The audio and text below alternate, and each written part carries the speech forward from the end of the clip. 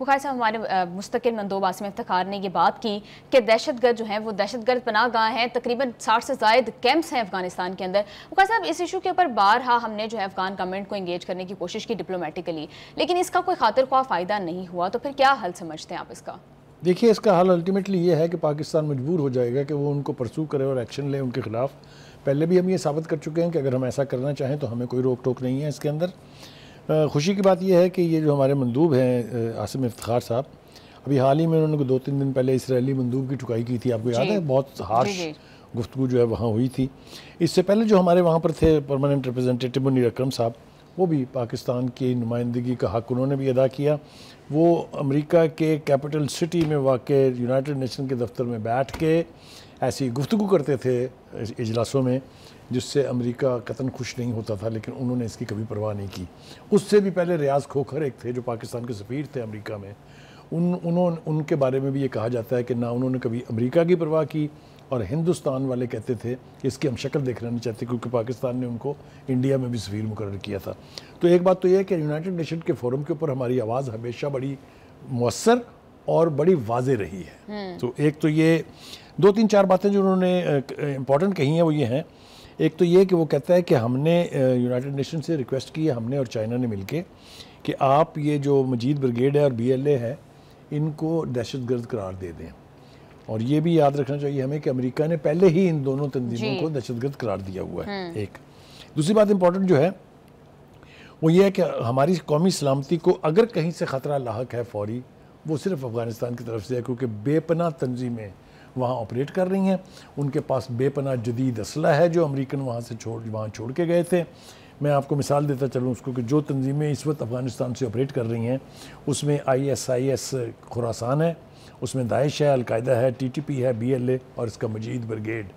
یہ کوئی 6000 کے قریب لوگ ہیں اور یہ وہاں 60 کیمپوں میں، جیسا کہ آپ نے کہا بجا طور پہ وہاں سے آپریٹ کرتے ہیں.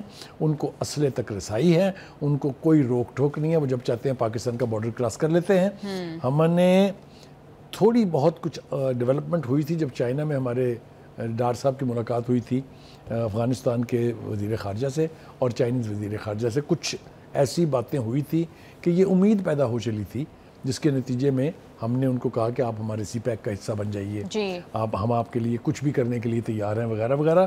لیکن ابھی تک کی صورتحال یہ ہے کہ افغانستان اپنی وہ کمٹمنٹس جو ہیں وہ پوری نہیں کر پایا ہے. جی بخاری صاحب مجھے یہ بتائیے گا، ابھی آپ نے کہا کہ جب یہ چاہتے ہیں بارڈر کراس کر لیتے ہیں، تو بارڈر فینسنگ کرنا کتنا امپورٹنٹ ہے اور پھر کیوں اب تک ہم جو ہے وہ اس کو کمپلیٹ نہیں کر چکے؟ دیکھیے بارڈر فینسنگ ہوئی تھی ایک لارج ایریا کے اوپر، یہ کوئی 1100 کلومیٹر کے قریب بارڈر ہے، بلکہ اس سے بھی لمبا ہے. اس میں کچھ درے ایسے ہیں جہاں فینسنگ ممکن نہیں ہے، یعنی یہ وہی چور راستے ہیں جہاں سے یہ تخریب کار بھی آتے ہیں، دہشت گرد بھی آتے ہیں اور سمگلنگ بھی ہوتی ہے جن روٹ سے. کوشش کی گئی، ابھی یہ جو جن تنظیموں کے میں نے نام لیے ہیں انہوں نے کچھ جگہ سے وہ باڑ جو ہے وہ اس کو توڑا ہے اور وہ اتار کے اس کو لے گئے اور پھر اس پہ اٹیک بھی کرتے ہیں جب فینسنگ کر رہے ہوتے ہیں. میرا خیال یہ ہے کہ صورتحال اس طرف بڑی تیزی سے بڑھ رہی ہے کہ اب ہم در اندازی کرنے والے ہر ایک کے پیچھے جائیں. جی بخاری صاحب، ابھی ہمارے وزیر اعظم نے کل پرسوں کہا تھا کہ افغانستان کو چوز کرنا پڑے گا خارجیوں اور پاکستان میں. تو اگر افغانستان اب بھی جو ہے وہ ان کو سیف ہیون پرووائڈ کرنا نہیں چھوڑتا تو اس کے کتنے امکانات ہیں کہ پاکستان اب افغانستان کے اندر براہ راست سٹرائکس کرے ان اڈوں کے اوپر؟ 100% اس کے امکانات ہیں. میں نے آپ سے عرض کی کہ پہلے ہم یہ کر چکے ہیں، پکتیا پروونس میں ہم گئے، خوست تک ہم گئے ان کے پیچھے اور ہم نے اپنے اہداف حاصل کیے. یہ افغانستان کو پتہ ہے، افغانستان کی قیادت کو بھی یہ پتہ ہے کہ اگر ہماری ایئر فورس چاہے گی کہ ہم ان کو پیچھے کریں، ہم جائیں گے ان کے پیچھے اور نہیں اجازت دے سکتے کہ وہ بارڈر سے کراس کر کے ادھر آ کے دہشت گردی پھیلائیں اور چلے جائیں. لیکن بخاری صاحب، آپ کو نہیں لگتا کہ اس سے ہمارا ویسٹرن بارڈر بھی ہاٹ ہو جائے گا؟ آلریڈی ایسٹ پر ہم انڈیا کے ساتھ جو ہے وہ بارڈر ہاٹ رہتا ہے، تو دونوں سائڈز کو ہم افورڈ کر سکتے ہیں ایٹ دا سیم ٹائم. دیکھیے ہم نے یہ کافی عرصے تک کیا بھی ہے. آپ دیکھیں نا ہندوستان آئی بال فورسز آ گئی تھی ادھر سے، یہ ویسٹرن بارڈر بھی ہاٹ تھا. تو یہ ہم نے بھگت لیا ہوا ہے. ہم وار ہارڈنڈ کنٹری ہیں، اب کسی قسم کی بھی مشکل صورتحال جو ہے اس کو ہم ہینڈل کر سکتے ہیں. لیکن تقاضا یہ ہے کہ کابل کی جو گورنمنٹ ہے، جو اس وقت افغان طالبان کی حکومت ہے، ان کو چاہیے کہ وہ واقعتاً چوز کریں. انہوں نے اپنے ملک کو ترقی دینی ہے، انہیں پاکستان کے ساتھ تعلقات بہتر کر کے اپنا فائدہ حاصل کرنا ہے، یا ان دہشت گرد تنظیموں کی سہولت کاری کر کے اس خطے کے امن کو بھی تباہ کرنا ہے اور اپنی بھی تباہی لانی ہے، کیونکہ اس میں یک طرفہ تباہی نہیں ہوگی. اس میں خود کابل اور افغانستان کی تباہی بھی ہوگی. جی بالکل بخاری صاحب آپ ٹھیک کہہ رہے ہیں.